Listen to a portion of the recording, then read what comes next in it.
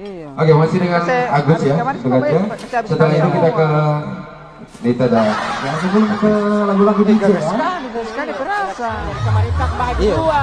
Iya, sama kamar. Oh, Ya pokoknya Bapak ambil ini catering apa dulu makanan di pesta ini.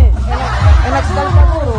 So itu kalau mau bikin acara mau copasan ke sana di Gian Catering di Tilamu tadi model Lomo. DP catering itu beda dengan catering lain. Mau oli tapi mau oli boti. Tadi kamar tas. Mau cari catering yang berpengalaman dengan aneka menu sajian yang enak, proses pemasakan yang higienis, sudah memiliki banyak testimoni positif? Tenang, semua kriteria itu bisa kamu temukan di Gian Catering. Gian Catering menerima catering untuk semua jenis acara spesial Anda. Tersedia dengan paket-paket pilihan.